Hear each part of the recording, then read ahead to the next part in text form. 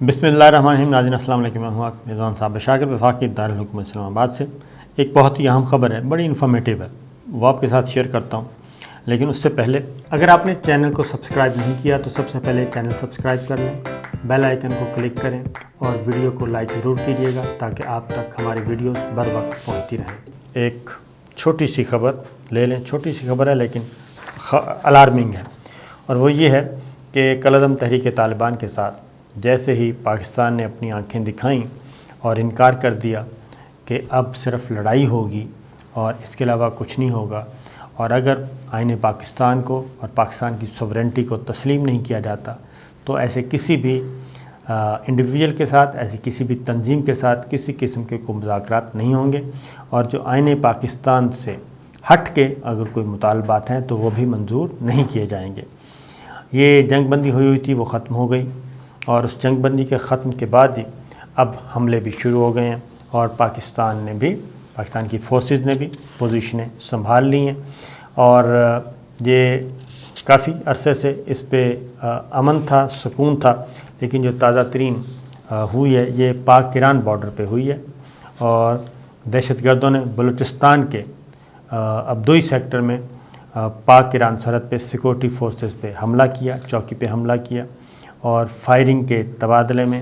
ہمارے لانس نائک جو ہیں ظہیر احمد اللہ کو پیارے ہوئے، اور دہشت گردوں کو جوابی کارروائی پہ شدید نقصان بھی پہنچایا۔ ایک اور حملہ کیا گیا، اس میں کسی قسم کا کوئی نقصان نہیں ہوا، اور چونکہ ہم بھی الرٹ تھے تو یہ چھپ کے وار کرتے ہیں۔ اسی طریقے سے یہ چیزیں جو ہیں وہ اب آنے والے دنوں میں اس میں ہوں گی، اور اس کی ریزن ایک ہی ہے، اور ریزن ہے جی کہ ہم نے مطالبات نہیں مانے، اور ادھر افغان حکومت نے بھی کالعدم تحریک طالبان کے ساتھ اپنی قطع تعلقی کا اعلان کیا ہے، تو یہ اس میں چیزیں آئیں گی۔ ایک اور واقعہ ہوا، اور یہ بھی بلوچستان میں ہوا، اور یہ ہوا جی بارودی سرنگ کا دھماکہ ہوا، جس میں ایک شخص جاں بحق ہوا، ایک زخمی ہوا، اور یہ سرنگی پہاڑی علاقہ ہے، وہاں پہ یہ نصب کیا ہوا تھا۔ تو اس طرح کے چھوٹے چھوٹے دہشت گردی کے واقعات جو ہیں وہ دوبارہ آنا شروع ہو گئے ہیں، اور اس کے پیچھے صرف ایک ہی ہے، اور اب غیر ملکی ذرائع ابلاغ جو ہیں اس پہ بھی اب تبصرہ نگاری کر رہے ہیں کہ یہ جناب اس کے پاکستانی فورسز کیا قابو پا لیں گی، نہیں پائیں گی۔ تو اس میں بڑا کلیئر میسیج ہے ہماری عسکری قیادت کی طرف سے بھی اور پرائم منسٹر کی طرف سے بھی کہ اب ہم آہنی ہاتھوں سے نمٹیں گے، صرف ان کے ساتھ بات چیت ہو سکتی ہے، ان کے ساتھ رعایت ہو سکتی ہے جو پاکستان کو کسی قسم کا نقصان انہوں نے سنگین نہیں پہنچایا، اس لیے ان لوگوں کے ساتھ۔ پھر ضلع ٹانک میں ایک نامعلوم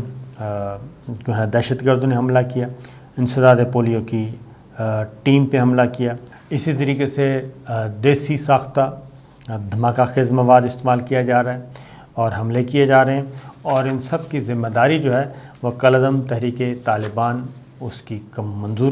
کو قبول کر رہی ہے، اور بتا رہی ہے کہ یہ ہم کر رہے ہیں۔ تو دیکھتے ہیں، اللہ تعالیٰ سے دعا کرتے ہیں کہ یہ سب کو ہدایت دے اور پاکستان جو ہے اس کو اپنے حفظ و امان میں رکھے۔ اب آتے ہیں جو اہم خبر ہے، وہ خبر ہے اشرف غنی کابل چھوڑنے سے پہلے ان کے ساتھ کیا ہوا۔ بہت ہی دلچسپ خبر ہے جی، اور وہ یہ ہے کہ یہ غیر ملکی ذرائع ابلاغ کی خبر ہے، اور امریکن میگزین نے دی ہے، اور اس میں بھی پاکستان کو ملائن کرنے کی کوشش کی ہے کہ حالانکہ پاکستان سے یہ کال نہیں تھی۔ اس میں یہ ہے کہ پاکستانی نمبر سے وہ کہتے ہیں جی کال موصول ہوئی، ایک ٹیکسٹ میسیج آیا، اور فون آیا، اور یہ فون سابق جو ہیں قومی سلامتی کے مشیر حمداللہ محب اور سابق صدر اشرف غنی کے ساتھ اہل خانہ کے ہمراہ افغانستان چھوڑنے پر آمادہ ہوئے۔ یہ کہتے ہیں جی ایک ٹیلی فون کال آئی تھی، اور پاکستان سے آئی تھی، اور اس ٹیلی فون کال کے سننے کے بعد اشرف غنی اور حمداللہ محب افغانستان چھوڑنے پر آمادہ ہوئے۔ اب یہ کہتے ہیں کہ یہ کال کیا تھی، یہ 15 اگست کو کہتے ہیں تقریباً 1 بجے پیغام آیا، اور یہ پیغام تھا طالبان کے حقانی گروپ کی طرف سے، اور دوسری طرف کال پہ تھے سربراہ خلیل حقانی، اور وہ حمداللہ محب سے انہوں نے بات کی، اور اس کے بعد انہوں نے پیغام دیا حقانی صاحب نے حمداللہ محب کو کہ ہتھیار ڈال دیں، اور ہتھیار ڈالنے کے علاوہ کوئی آپشن نہیں ہے۔ اور اس پہ خلیل حقانی نے حمداللہ محب کو بھی کہا کہ، اور دوسرا یہ کہا کہ اگر اشرف غنی ایک مناسب بیان دے دیں تو ان سے ملاقات بھی ہو سکتی ہے، اور لیکن حمداللہ محب نے جس کی مخالفت کی، اور مخالفت کے بعد جو ہے خلیل حقانی کا دوسرا جو ایک واضح طور پہ میسج آیا، اور انہوں نے کہا کہ اس ہتھیار ڈال دیں، اور ہتھیار ڈالنے کے علاوہ کوئی آپشن نہیں، اور اس کے بعد کال ڈسکنیکٹ ہو گئی۔ یہ اس دن کی ایک رپورٹ ہے۔ اس کے بعد وہ کہتے ہیں کہ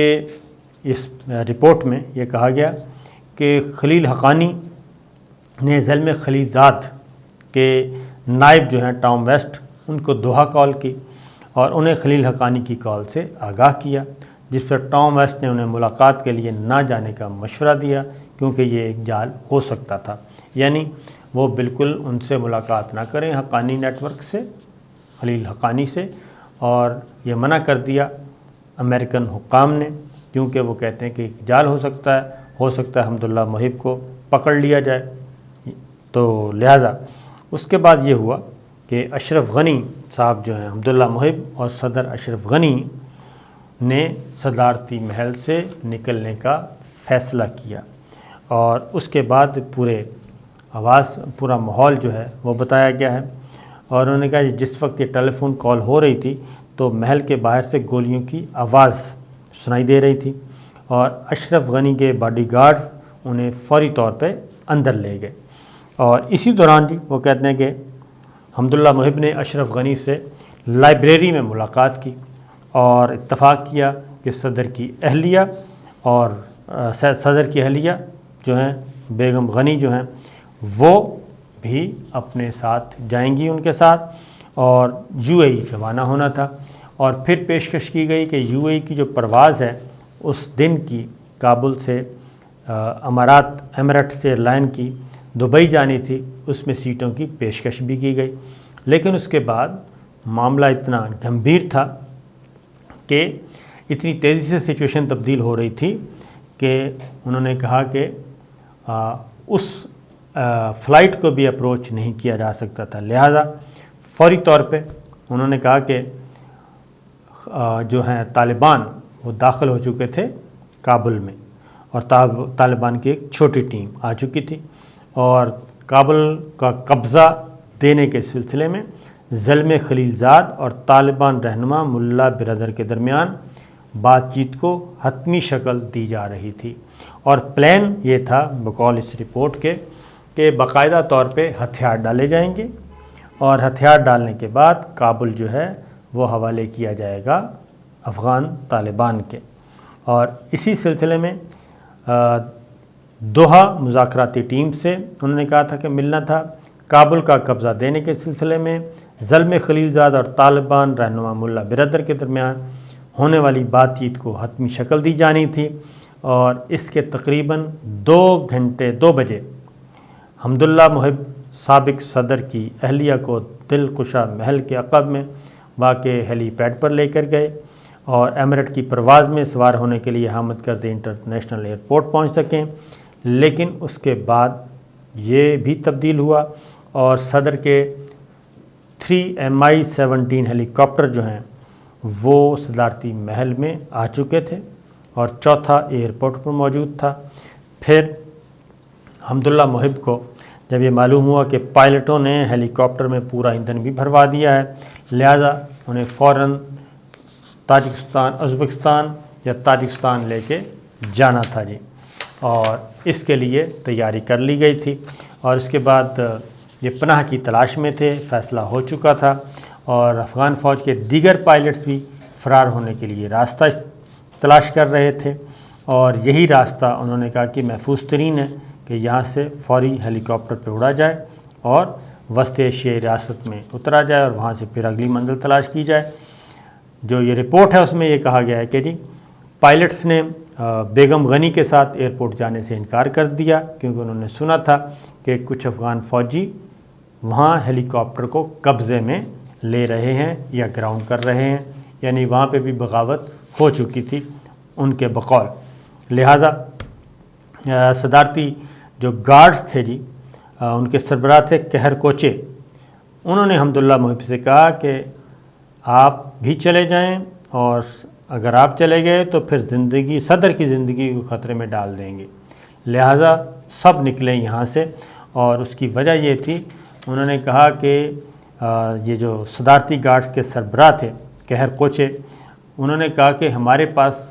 مقابلہ کرنے کی صلاحیت نہیں ہے، لہٰذا یہاں سے نکلا جائے، اور میں چاہتا ہوں کہ صدر کو اپنے ساتھ لے کر جاؤں، یہ حمداللہ محب نے کہا۔ اور اس کے بعد یہ سب کے سب وہاں سے فرار ہوئے، اور اس کے بعد کوئی آپشن نہیں تھا کہ ان کو وہاں پہ رکھا جا سکے۔ اور اس کے بعد اگلی بات جو ہے، یہاں تک کہ صورتحال یہ تھی کہ جی اشرف غنی کچھ سامان اپنا استعمال کا اٹھانے کے لیے اوپر جانا چاہتے تھے، تو حمداللہ محب نے اس سے بھی منع کر دیا کہ اتنا ٹائم بھی نہیں ہے ہمارے پاس کہ کیونکہ ہمارے پاس ایک منٹ کی جو تاخیر ہے وہ ہماری موت کا سبب بن سکتی ہے، لہٰذا انہوں نے صرف اور صرف اشرف غنی اپنے پاسپورٹ تک کے بغیر ہی کار میں بیٹھ گئے، اور پاسپورٹ بھی اپنے ساتھ نہ رکھا۔ اور یہ ہوا، اس رپورٹ میں یہ بھی انکشاف کیا، امریکن نیوز پیپر کی یہ رپورٹ ہے جی، یقیناً امریکی حکام کی طرف سے آئی ہوگی۔ ذاتی محافظین نے صدر کو جاتے دیکھا تو وہ بھی پرواز کے لیے لڑنے اور شور مچانے لگے، جن پر پائلٹس نے کہا کہ ایک ہیلی کاپٹر پر صرف 6 سوار ہو سکتے ہیں۔ مطلب یہ ہے کہ وہاں پہ کافی معاملات تھے، اور 6 کے بجائے 9 عہدیدار اس میں سوار تھے، اور ازبکستان پرواز کر گئے۔ جو ابتدائی اطلاعات آئی تھیں ان کی تصدیق کی جا رہی ہے کہ ازبکستان سے پھر ان کو UAE میں لے جایا گیا، اور وہاں پہ مستقل سکونت سے اختیار کی۔ لیکن اس دن زلمے خلیل زاد کیا کر رہے تھے؟ زلمے خلیل زاد وہ کہتے ہیں جی صبح دوحہ میں ملا برادر کے ساتھ ہتھیار ڈالنے کے منصوبے پر بات کر رہے تھے، اور ملا برادر نے اس بات پر بھی اتفاق کیا تھا کہ وہ کابل میں داخل نہیں ہوں گے، اور جو لوگ داخل ہو چکے ہیں دارالحکومت میں، چند 100 طالبان، ان کو بھی ہم واپس بلا لیں گے، اور لہٰذا باضابطہ طور پہ یہ تقریب ہونی چاہیے سرنڈر کی، کہ ایک طرف سرنڈر ہو رہا ہے اور افغان طالبان کو امریکیوں نے حوالے کرنا تھا، امریکہ نے افغان طالبان کے حوالے کرنا تھا کابل۔ یہ چیزیں ہو رہی تھیں، لیکن یہ عمل پذیر نہیں ہو سکیں، کیونکہ اس کے بعد حالات ایسے ہوئے کہ کسی کو بھی کوئی سمجھ نہیں آ رہی تھی کہ معاملہ کیا ہے۔ اور اب یہ دیکھیں، اس سے اندازہ کریں کہ ایک طرف یہ پلان چل رہا تھا، دوسری جانب ابھی تک افغان طالبان کی حکومت کو تسلیم نہیں کیا گیا، افغان حکومت کو تسلیم نہیں کیا گیا، ان کے پیسے بھی دبا کے رکھے ہوئے ہیں۔ عبدالسلام رحیمی نے کہا جی کہ اشرف غنی کو بتایا کہ طالبان نے کابل میں داخل نہ ہونے کا وعدہ کیا ہے، حالانکہ زلمے خلیل زاد اور طالبان کی یقین دہانی پر تھا، لیکن اشرف غنی نے ان پر بھی اعتبار نہیں کیا۔ یہ بھی چیز چل رہی تھی۔ اشرف غنی نے آخر میں وہ امریکیوں پہ بھی اعتبار نہیں کر رہے تھے، اور شاید اس لیے نہیں کر رہے تھے کہ ان کو خطرہ تھا کہ کہیں ان کے بھی حوالے نہ کر دیا جائے افغان طالبان کے، اور ان کی زندگی کا خاتمہ ہو جائے۔ تو یہ ماضی میں بھی ہو چکا ہے، کیونکہ جب یہ سلسلہ ہوا تھا رشین افغان جنگ کا، تو اس وقت بھی یہی ہوا تھا۔ C-130 پاکستان کی اس وقت کی تمام فوجی قیادت کا خاتمہ کر دیا گیا تھا، اور اس کی وجہ یہ تھی کہ وہ پوری کی پوری لاٹ جو ہے وہ اللہ تعالیٰ کو پیاری ہو گئی، اور وہ ایک سازش کے تحت ہمارا C-130 جہاز جو ہے وہ کیا گیا تھا۔ تو غالباً اس میں بھی کوئی اسی طرح کا پلان ہوگا، اور یہ خوش قسمتی ہے اشرف غنی کی اور حمداللہ محب کی کہ ان کی جان بچ گئی، کیونکہ ایسے میں ہوتا یہ ہے کہ ماضی کے تمام راز جو ہیں ان کو دفنانے کی کوشش کی جاتی ہے۔ اسی طریقے سے زلمے خلیل زاد نے ایک اور بات بھی کی ہے، اور انہوں نے کہا ہے کہ امریکہ کو اس بات کا یقین ہو گیا تھا کہ یہ مہنگی ترین لڑائی ہے افغان جنگ، اور وہ اس کو مزید جاری نہیں رکھ سکتا۔ اس لیے انہوں نے کہا کہ جب یہ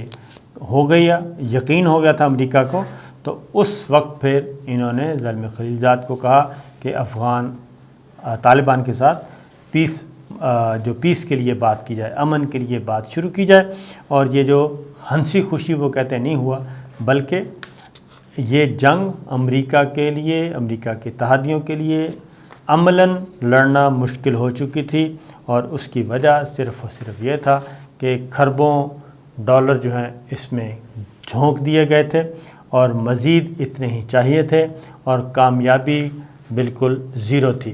اس لیے وزیر اعظم عمران خان اور پاکستان نے واضح طور پہ یہ کہا ہے کہ پاکستان کو افغان جنگ کا سب سے زیادہ نقصان پہنچا، اور پھر اسی کو قربانی کا بکرا جو ہے وہ بنانے کی کوشش کی گئی، پہلے بنایا گیا اور اب بنانے کی کوشش کی جا رہی ہے۔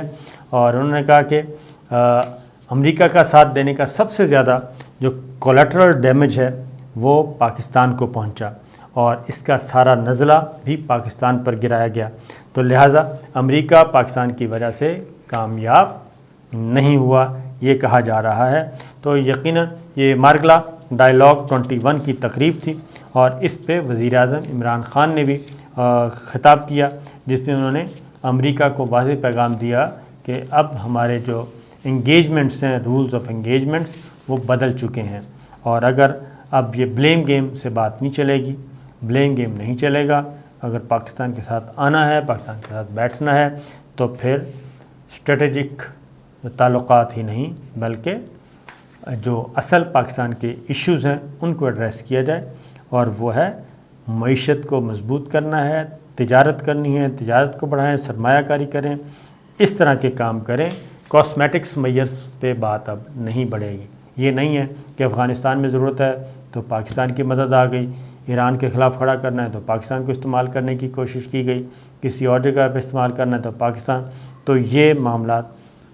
چیپٹر کلوز ہو چکا ہے۔ یہ ہے جناب اب تک کی اطلاعات، اجازت دیجیے، اللہ حافظ۔